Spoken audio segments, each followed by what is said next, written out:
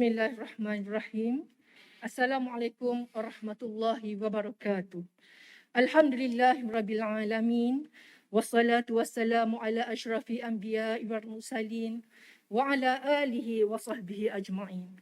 Yang berhormat Datuk Yang di-Pertua, Yang Amat Berhormat Menteri Besar, Ahli Majlis Mesyuarat Kerajaan Negeri, ahli-ahli yang berhormat yang dikasihi sekalian. Pertamanya, jutaan terima kasih diucapkan kerana memberi peluang kepada saya dalam sesi perbahasan menjunjung kasih titah Tuanku Al-Sultan pada hari yang penuh barakah ini. Di kesempatan ini, saya ingin menarik perhatian Dewan dengan melontarkan 3 isu utama. Yang pertama, memacu ekonomi rakyat Terengganu. Pandemik COVID-19 memberikan impak yang besar terhadap sektor ekonomi negara, bahkan dunia. Dan di bumi Darul Iman ini juga turut tidak terkecuali merasai kesannya. Untuk makluman semua, kajian impak COVID-19 ke atas sosial ekonomi, individu dan perniagaan di Terengganu telah dibentangkan oleh Profesor Dr. Nur Azura Sanusi dari UMT pada Ogos 2020 yang lalu.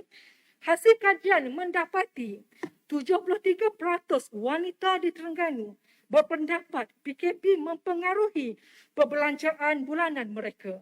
Antara faktornya ialah kekerapan menambah stok barangan makanan berikutan ahli keluarga yang banyak masa berada di rumah. Ramai rakyat yang terjejas pendapatan, termasuklah sektor IKS dan wujudnya kemiskinan baru akibat COVID-19. Situasi ini amat getir apabila ramai daripada M40 dan T20 yang turut terkesan.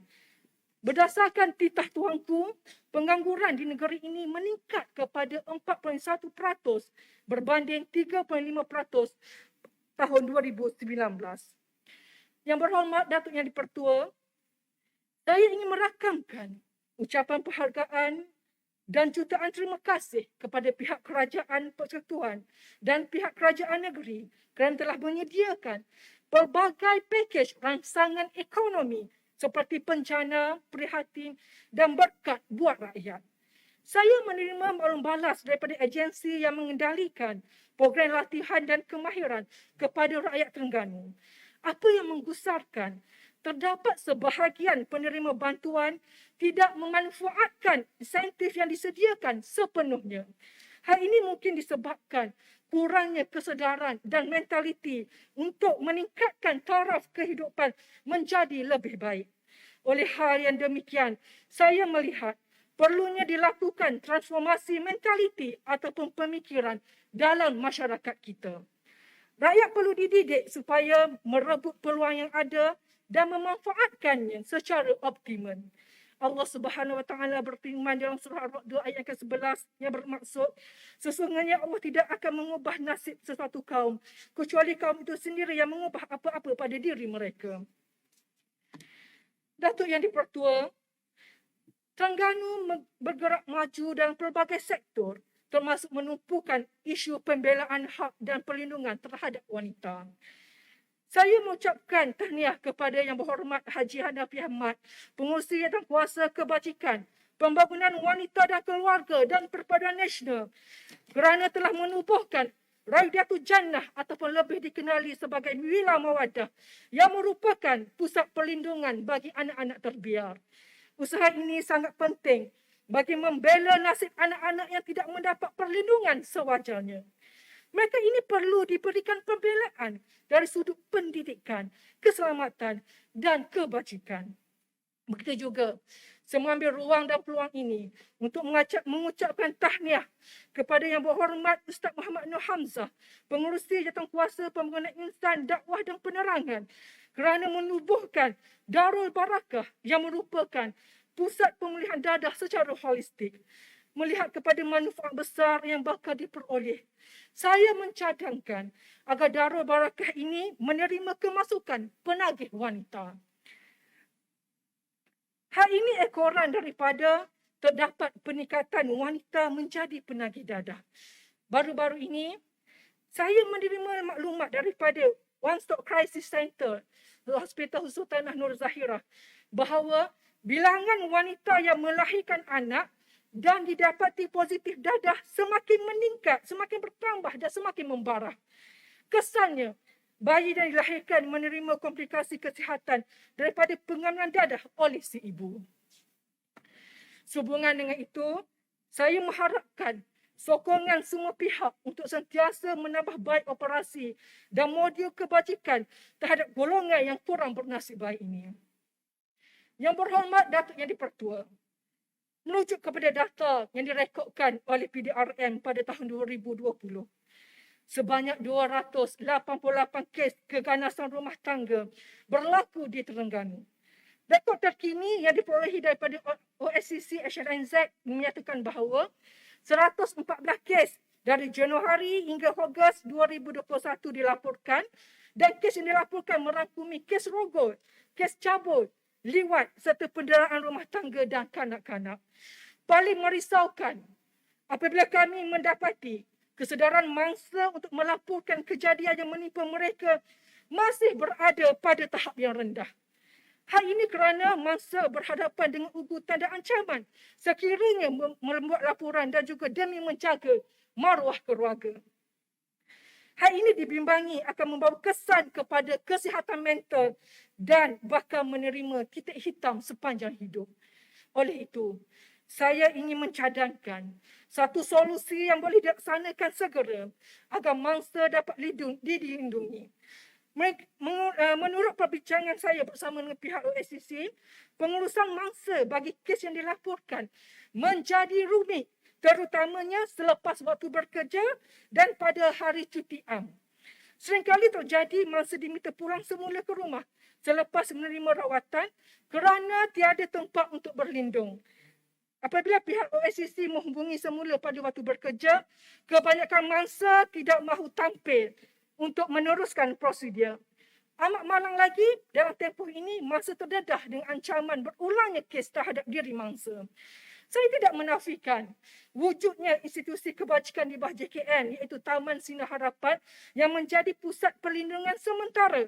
Namun, saya ingin menyuarakan tentang proses penempatan ini mengambil masa yang panjang, mengambil masa yang lama dan hanya dapat dijalankan semasa waktu bekerja sahaja.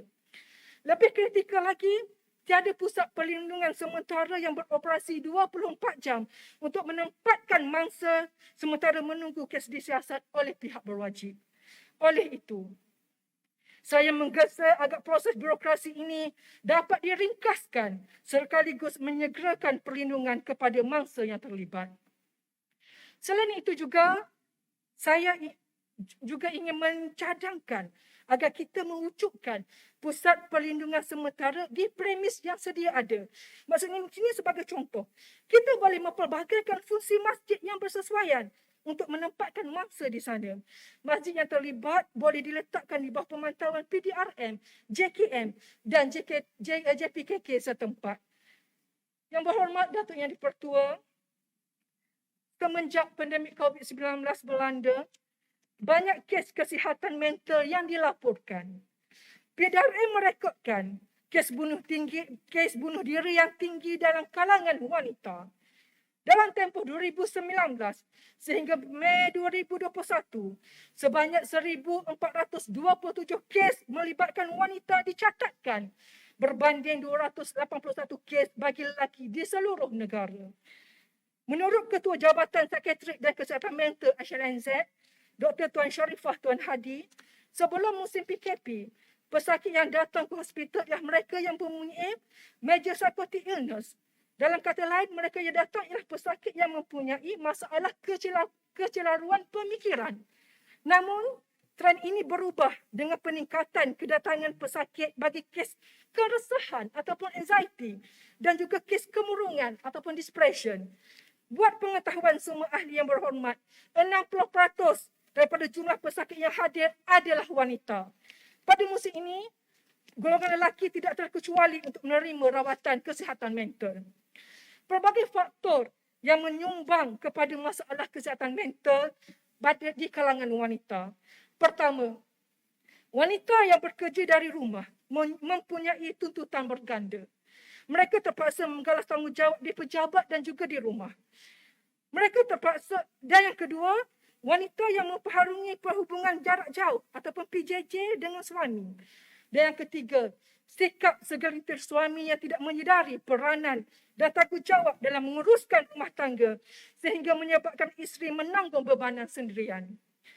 Selaras dengan pelan publicity kesihatan mental di bawah agenda National Malaysia Sihat, KKM telah melancarkan program Let's Talk Minda Sihat. Tujuannya ialah untuk menggalakkan rakyat mendapatkan sokongan dan bantuan bagi mencapai kesejahteraan mental. Begitu juga dengan kemudahan talian bantuan sokongan psikososial seperti talian kasih yang perlu digunakan secara maksimum oleh rakyat. Kerajaan telah menyediakan sistem yang tersusun untuk membantu rakyat dalam isu ini. Tahniah saya ucapkan. Namun, sejauh mana capaian maklumat tersebut beredar kepada rakyat, khususnya rakyat Terengganu, lebih khusus lagi kepada wanita Terengganu, ini harus disemak semula dan ditambah baik. Ekoran daripada hal itu, kerajaan negeri perlu mengambil langkah proaktif dan mempromosikan kesejahteraan kesihatan mental di pelbagai peringkat. Capaian maklumat perlu diperhebat ke pelbagai segmen masyarakat yang tidak sekadar bertumpu pada hebahan atas talian semata-mata. Promosi perlu diperluas lagi dengan edaran risalah ataupun flyers dan penggunaan gegantung ataupun banting papan iklan billboard di kawasan tumpang ramai. Begitu juga usaha sama dengan badan bukan kerajaan dalam menjalankan kempen kesedaran kepada masyarakat. Yang berhormat Datuk Di-Pertua, kalau kita tengoklah pengalaman, kesedaran masyarakat untuk mendapatkan khidmat kaunseling sebenarnya masih lagi berada di tahap yang rendah. Saya tertarik dengan idea rawatan psikologi awalan ataupun psychological first aid, PFA, yang perlu dikuasai oleh setiap individu bagi mengatasi masalah tekanan. Justru itu, dengan adanya ilmu PFA ini, mampu meredakan komplikasi tekanan yang dihadapi. Justru, saya turut mencadangkan agar pusat khidmat masyarakat PKM di setiap DON untuk menjadi pemudah cara bagi rakyat mendapatkan khidmat nasihat. Hal ini agak sangat penting agar khidmat nasihat didapati dengan pantas yang bernas, agar proses celik akal dapat dibina dalam menghadapi situasi tekanan mental. Diharapkan dengan inisiatif ini, rakyat memperoleh pengetahuan tentang kemudahan bantuan sokongan yang disediakan supaya memperoleh bantuan sewajarnya. Yang berhormat Datuk Yang Pertua, berikutan isu-isu yang telah saya lontarkan tadi, iaitu yang pertama isu ekonomi, yang kedua isu sosial dan yang ketiga isu kesihatan mental, dapat saya simpulkan bahawa perlunya gabung jalin semua pihak untuk mengaktifkan Majlis Sosial Negeri Terengganu agar dengan kadar segera seperti mana yang telah saya lontarkan pada sidang yang lepas. Majlis ini bertanggungjawab dan berperanan untuk mewujudkan integrasi antara semua pihak bagi menatijahkan satu solusi yang terbaik. Sumbang saran dan gabungan idea serta tenaga daripada pelbagai agensi diperlukan dalam menguruskan masalah sosial di negeri ini.